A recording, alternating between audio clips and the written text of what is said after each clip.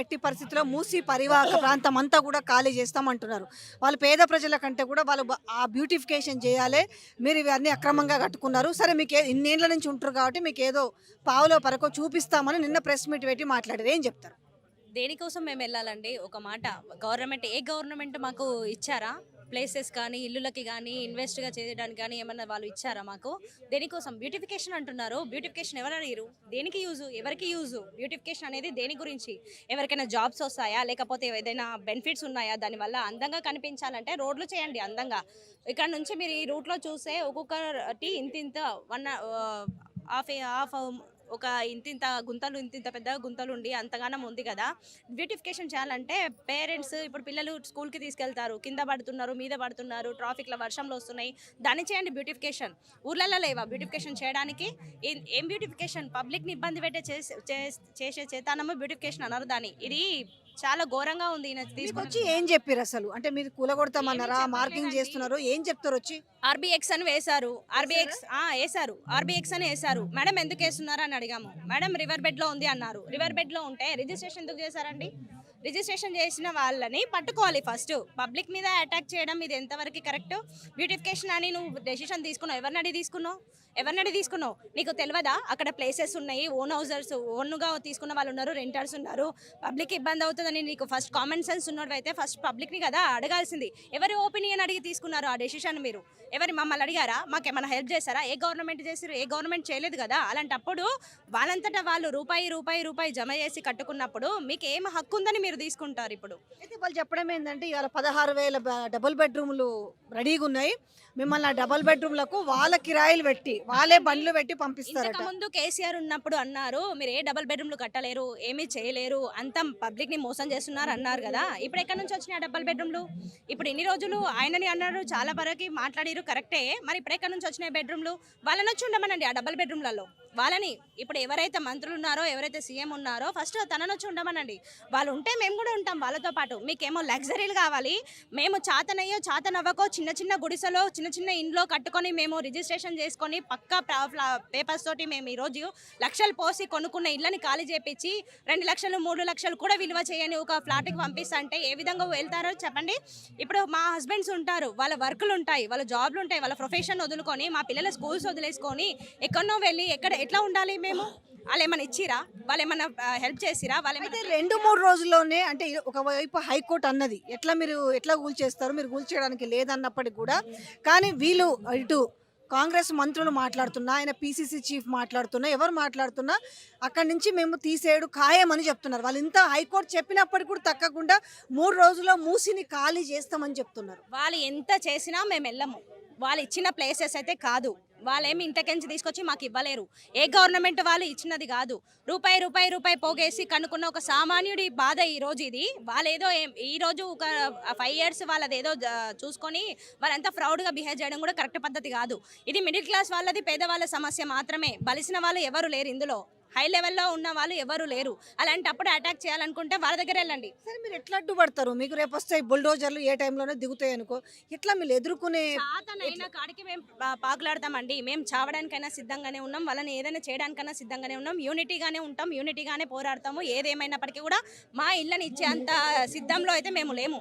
ఎవరు ఏ గవర్నమెంట్ ఇచ్చింది కాదు, ఇప్పుడు ఈయనేమి ఇచ్చింది కాదు కదా. ఒకప్పుడు కాంగ్రెస్ పాలనలోనే రిజిస్ట్రేషన్ అయినాయండి అవన్నీ. సరే ఇప్పుడు తెలంగాణ గురించి కేసీఆర్ మీద మాట్లాడడం కూడా కరెక్ట్ పద్ధతి కాదు కదా. ఇవన్నీ కేసీఆర్ వచ్చిన హయాంలో రిజిస్ట్రేషన్ అయిన ఫ్లాట్స్ కాదు. ఒకప్పుడు కాంగ్రెస్ పాలనలోనే ఇవన్నీ రిజిస్ట్రేషన్ ఉన్నాయి. 1985 నుంచి మా దగ్గర ఉన్న ఎవిడెన్స్. అప్పటి నుంచి అప్పుడు ఎవరిది ఉండే అండి పాలన? కాంగ్రెస్ పాలననే ఉండే కదా. ఆ పాలనలోనే కదా అందరు తీసుకున్నారు, రిజిస్ట్రేషన్స్ అయిపోయినాయి. ఏ విధంగా చేసినావు? ఓకే తీసుకున్నాం కదా, ఇప్పుడు ఆఫీసర్లని అటాక్ చేయండి, పబ్లిక్ని కాదు కదా చేయాల్సింది. ఇప్పుడు ఎవరైతే రిజిస్ట్రేషన్ చేసినప్పుడు దొంగతనంగా మనము రాసుకునేది ఉండదు కదా. మండల ఆఫీస్లో eye protection, finger print, evidence చూసే రిజిస్ట్రేషన్ చేస్తారు కదా. అలాంటప్పుడు ఆ పేపర్స్ మా దగ్గర ఉన్నప్పుడు మీరు యాక్షన్ తీసుకోవాల్సింది ఎవరి మీద? గవర్నమెంట్ ఎంప్లాయీస్ మీద. ఫస్ట్ వాళ్ళని అటాక్ చేయండి, వాళ్ళని తీసుకొచ్చి ఇందులో పెట్టండి. అంతేగాని ఈరోజు నిన్న అక్కడ చేసే హైదర్కోటలో ధర్నా చేసే చిన్న పిల్లల్ని వేసుకొని ప్రతి ఒక్క ఇంటి నుంచి 4 members వచ్చి రోడ్డు మీద పడే పరిస్థితి వచ్చింది. దేని గురించి వచ్చింది? ఇలాంటి పాలన దేని గురించి వచ్చింది? ప్రజాభావన పెడుతున్నాం మేము, ప్రజల కోసం చేస్తున్నామని వచ్చిన కొత్తలో పెద్ద పడేసి మాట్లాడేసిరు కదా. ఇప్పుడు ఒకసారి చూడండి ప్రజలలో మీ అందరిని కూడా ఏమంటారు అంటే పెయిడ్ ఆర్టిస్టులు మీరు పైసలు తీసుకొని లేనిపోని హంగామా చేస్తున్నారు, లేనిపోని మాటలు మాట్లాడుతున్నారు అనేసి ఇటు కాంగ్రెస్ మంత్రులు మాట్లాడుతున్నారు. అంటే మిమ్మల్ని ఎవ్వరూ రాలేదండి. ఈ రోజు ఇంటి వరకు వస్తే ఒక సామాన్యుడికి అతి ముఖ్యమైన పాత్ర ఏంటి ఒక జీవితంలో అంటే ఒక ఇల్లు, తిండి, దుస్తులు. ఎవరికైనా ప్రతి మిడిల్ క్లాస్ ఫ్యామిలీ కానీ లో క్లాస్ ఫ్యామిలీ కానీ బ్రతికేది ఎందుకు బ్రతుకుతున్నారండి? ప్రాపర్టీస్ ఏదో వెనకాల జమ చేసుకోవాలని కాదు, ఒక గూడు ఉండాలి, కట్టుకోవడానికి బట్టలు ఉండాలి, తినడానికి ఇల్లు ఉండాలని ఆలోచిస్తారు ఎవరైనా కానీ. ఎవరో డబ్బులు ఇస్తే వచ్చి చేయడానికి ఇది యాక్టింగ్ కాదండి, కడుపు మంట. ప్రతి ఒక్క వాళ్ళ మిడిల్ క్లాస్ వాళ్ళ కడుపు మంట ఇది. అంతేగాని ఎవరో వెనకాల నుంచి నడిపేస్తే నడిచేది కాదు. ఈ రోజు వాళ్ళు మాకు సపోర్టింగ్ గా ఉంటామని బయటకు వస్తున్నారు అంతే తప్ప మేము వెళ్ళి వాళ్ళని అడగలేదు. ఈ రోజు కూడా మేము స్వతంత్రంగానే యుద్ధం చేస్తాము, మేము స్వతంత్రంగానే మాట్లాడుకుంటాం, పోరాడుకుంటాం అనే లెక్కలోనే ఉన్నాము. సరే వాళ్ళు పబ్లిక్ బాధను చూసిన వాళ్ళు, చేసిన వాళ్ళు, తెలంగాణని సాధించిన వాళ్ళు కాబట్టి ఈ రోజు ఆడ మనుషులు అందరూ రోడ్ ఎక్కుతున్నారు, వీళ్ళకి ఇలాంటి పరిస్థితి వచ్చింది కదా అని వాళ్ళు మాకు హెల్ప్ చేస్తున్నారు అంతే తప్ప వాళ్ళది డబ్బులు ఇస్తే వచ్చిన వాళ్ళు కాదు. మీరు డబ్బులు ఇచ్చి ఓట్లు వేయించుకొని అది ఇది ఇస్తాము 6 గ్యారంటీలు ఇచ్చారు కదా, ఎక్కడ వెళ్ళినాయి 6 గ్యారంటీలు? ఎన్ని అమలు చేసిరు 6 గ్యారంటీలలో? ఫ్రీ బస్సులు అన్నారు, ఫ్రీ బస్సులు కొట్టుకుంటున్నారండి. మేము ఎప్పుడైనా ఇన్ కేసు ఎమర్జెన్సీ ఉండి వెళ్ళాలి, బస్ ఎక్కాలంటే భయం వేస్తుంది మమ్మల్ని. పిచ్చి కుక్కల కన్నా అధ్వానంగా చూస్తున్నారు ఈ రోజు ఆడవాళ్ళని. ఆ సిచ్యువేషన్ ఎందుకు వచ్చిందండి? కేసీఆర్ ఉన్నప్పుడు ఉండేనా?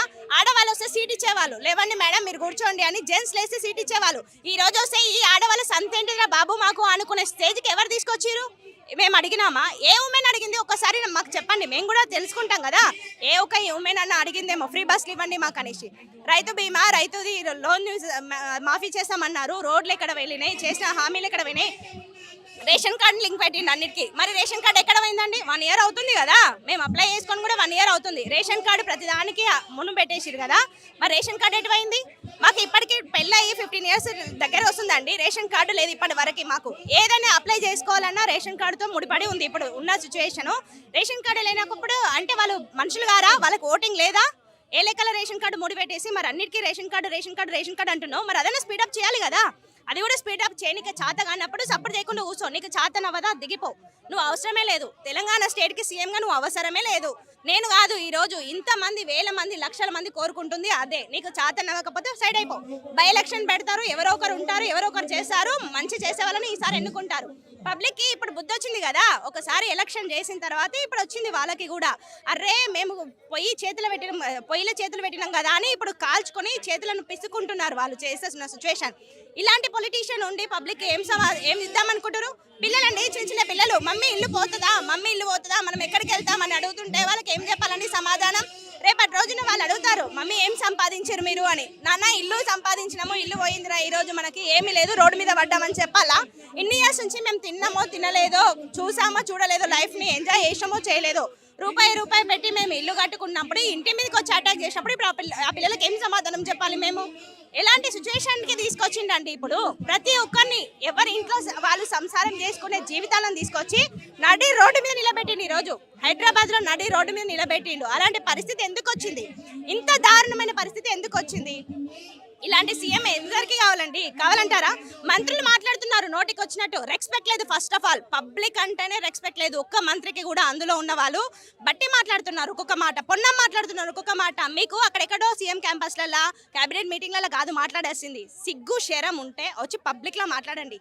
ఈ రోజు రెస్పెక్ట్ ప్రతి మనిషికి రెస్పెక్ట్ అనేది ఇవ్వాలి, కాదని కాదు. కానీ మా కడుపుల మీద కొడుతుంటే కడుపుల నుంచి వస్తున్న బాధ వాళ్ళకి అర్థం అవ్వట్లేదు కదా. మేము ఎన్ని రోజుల నుంచి అండి, గురువారం రోజు నుంచి ఈ ఫైట్ చేస్తున్నాం. ప్రతిరోజు తిండి లేదు, నిద్ర లేదు, ఏ టైంలో వస్తారో తెలియదు. ఇంట్లో జెంట్స్ భయపడుతున్నారు, వాళ్ళకి చెప్పాలా, మేము సర్ది చెప్పుకోవాలా? మీకు ఎవరు చెప్పాలి? ఊర్ల నుంచి ఉన్న వాళ్ళు రిలేటివ్స్ ఫోన్ చేస్తున్నారు, అత్తమ్మ వాళ్ళు, అమ్మ వాళ్ళు అందరూ ఫోన్లు చేస్తున్నారు, ఏమైంది బిడ్డ, ఏమైందని. ఇక్కడ మేము సఫర్ అయింది కాక ఊర్లలో ఉంటున్న వాళ్ళు కూడా సఫర్ అవుతున్నారు. ఇదంతా దేనికోసం వచ్చింది? ఒక్క ఇంట్లో ఒక ఫ్యామిలీలో ఇంచుమించు 20 members సఫర్ అవుతున్నారు. ఈ రోజు కంటికి కొనుక్కు లేకుండా, కడుపు నిండా తిండి లేకుండా బతికే సిచ్యువేషన్ ఇది తెలంగాణలో బతుకుతున్నట్టుగా లేదు. స్వాతంత్రం రాకముందు బ్రిటిష్ వాళ్ళ కింద మనం బ్రతుకుతున్నట్టుగా ఉంది, తెలంగాణలో బ్రతుకుతున్నట్టు లేదు. మనం పోరాడి తెచ్చుకున్న తెలంగాణ కాదు ఇది. ఇలాంటి తెలంగాణ కోసం కాదు మేము పోరాడింది. నేను కూడా 2012, 2013లో నేను కూడా పోరాటం చేసిన తెలంగాణ కోసం. ఇలాంటి తెలంగాణ కోసం మేము ఫైట్ చేసింది. అప్పుడు రోడ్లెక్కి బస్ల దగ్గర వెళ్ళి అక్కడ వెళ్ళి ఇక్కడ వెళ్ళి ధర్నాలు చేసింది, రాస్తారోకాలు చేసింది. ఇలాంటి తెలంగాణ కోసమా? ఒక్కరు కాదు, చిన్న చిన్న పిల్లల్ని తీసుకొని నిన్న ఒక్కొక్కరు వస్తుంటే వాళ్ళని చూడలేకపోయిన మేము పరిస్థితి, అలాంటి పరిస్థితి. సండే ఒకటి ఎవరి ప్రొఫెషన్లో వాళ్ళు ఉంటారండి. ఇప్పుడు ఎనీ టైం ఇలానే రోజు తిరుగుకుంటూ ఉండాలంటే ప్రొఫెషన్స్ అంతా వదులుకొని రెక్కాడితేనే డొక్కాడుతుంది కొంతమందికి. అలాంటప్పుడు వాళ్ళు పని చేసుకోవాలా, తినాలా, ఇంటికి కాపలా కూర్చోవాలా? ఒక లేడీ ఉన్నప్పుడు ఇంట్లో ఒక లేడీ ఏం చేశారండి? ఏం చేశారు? ఇప్పుడు ఏ టైంలో ఎట్ల నుంచి అటాక్ అవుతున్నదో తెలియదు. దీనికన్నా అవతల దేశాలు బెస్ట్ ఏమో. అవతల దేశాల వాళ్ళకన్నా మిలిటరీ వాళ్ళు ఉన్నారు కాపాడడానికి. మాకు ఇప్పుడున్న సిచ్యువేషన్కి ఎవరు లేరు. ఇప్పుడు ఎవరు వస్తారు మాకు? ఎవరు వచ్చి మమ్మల్ని కాపాడుతారు? మిమ్మల్ని మీరే ఇప్పుడు అందరు మీకు అందరికీ అన్ని వర్గాల వాళ్ళు సపోర్ట్ ఉన్నారు, మీరు ధైర్యంతో ఉండాలి, జరుగుతున్నదని అడ్డుకోక తప్పదు. మాకు మాత్రం వద్దండి, ఈ పాలననే వద్దు. చాతనైతే ఆయనను దిగిపోమ్మనండి, అవసరమే లేదు. ఇలాంటి దిక్కుమాలిన సీఎంని ఎవరిని చూడలేదు ఇప్పటి వరకు. ఎంతమంది ఉన్నా వైఎస్ రాజశేఖర్ ఉన్నారు, రోషయ్య ఉన్నారు, కిరణ్ కుమార్ రెడ్డి ఉన్నారు, వాళ్ళు కూడా ఎలాంటి డెసిషన్స్ తీసుకున్నారు కానీ ఇంత దారుణమైన డెసిషన్స్ తీసుకోలేదు. వాళ్ళ తర్వాత వచ్చిన సీఎం కూడా కేసీఆర్ చాలా వరకు పేదవాళ్ళ గురించి నుంచి మిడిల్ క్లాస్ వాళ్ళ వరకు అందరి గురించి ఆలోచించింది కానీ ఇలాంటి సిచ్యువేషన్ ఎప్పుడు క్రియేట్ చేయలేదు. అవసరమే లేదండి, ఈ కాంగ్రెస్ పాలననే వద్దు. ఉన్న మంత్రి బాగలేరు, ఉన్న సీఎం బాగలేరు, ఎవరికి చెప్పుకోవాలి మా బాధల్ని? ప్రజాభవన్ పెట్టినాము, రండి అందరి సమస్యలు ప్రజల కోసం మేము భవన్ ఏర్పడుతున్నాము, గడిలుగులకు వచ్చినాం అన్నారే. మరి ఇప్పుడు ఎవరుంటున్నారు అక్కడ మా బాధలు వినడానికి? ఎవరుంటున్నారండి? ఎక్కడనో వెళ్ళి బట్టి ఏమో అటు లండన్కి వెళ్తారు, ఈయన 2-3 రోజులకు ఒకసారి ఢిల్లీ వెళ్తారు. ఎవరికి చెప్పుకోవాలి మా ప్రాబ్లమ్స్? ఢిల్లీలో ఇక్కడ లండన్లు కాదు తిరగాల్సింది. సిగ్గు శరం ఉన్నాడు అయితే ఇక్కడ వచ్చి చూడు. మూసీ ప్రక్షాళన ఎవ్వరు అడగలేదు నిన్ను. ఎవరైనా అడిగిరా? మిడిల్ క్లాస్ వాళ్ళు, లో క్లాస్ వాళ్ళు ఉంటున్నారు. మూసీని చుట్టూ క్లీన్ చేయమని అడుగుతున్నారా? మేము కంపుకో దోమలకో మా సావు మేము చేస్తున్నాం, మా బ్రతుకు మేము బతుకుతున్నాం. నువ్వు ఏ ఉద్దేశంతో నువ్వు వచ్చి ఈరోజు మా మీద పడ్డావు, మా బ్రతుకుల మీద కొడుతున్నావు? ఇంచుమించు మేము అప్పుడు 50 లక్షలు పెట్టి కొన్నామండి. అది 50 లక్షలకి ఇప్పుడు 10 years మేము ఇన్వెస్ట్ చేసింటే వేరే సైడ్ మాకు ఎంత డబ్బులు వచ్చేది? ఎంత డబ్బులు వచ్చేది? ఈ రోజు నువ్వే ఉన్నావా కూలగొట్టడానికి? మనుషుల బ్రతుకుల మీద కొట్టడానికి నువ్వే ఉన్నావా సీఎంవి? సీఎంకు ఉండాల్సిన లక్షణాలు ఉన్నాయా? అసలు ఏమైనా ఉన్నాయా సీఎంకు ఉండాల్సిన లక్షణాలు? ఎమ్మెల్యేలు ఎటువైరండి? ఒక్కరు కూడా రావట్లేదు ప్రజల లోపలికి. ఎటువైరు ఎమ్మెల్యేలు? ఓట్లేసి గెలిచిరు మీరు ఎమ్మెల్యేలు, మరి ఎటెళ్ళిరు? ఒక ఎమ్మెల్యే కూడా రావట్లేదు, ఒక ఎమ్మెల్యే కూడా రియాక్ట్ అవ్వట్లేరు. ఎక్కడికి వెళ్ళారండి చెప్పండి? ఎమ్మెల్యేలను రావాలి కదా, కనీసం చూడాలి కదా పబ్లిక్ ని. సీఎం అంటే భయం వేసి దొంగతనంగా పోయి దాక్కున్నాడేమో కానీ అట్లీస్ట్ ఈసారి ఎలక్షన్స్ కోసం వస్తే చెప్పులు తీసుకొని చీపుర్లు తీసుకొని మొహం మీద వేసి కొట్టేస్తారు. ఇది మాత్రం పక్కా. ఈ ప్రభుత్వమే వద్దు, అవసరమే లేదు, ఈయన వద్దు.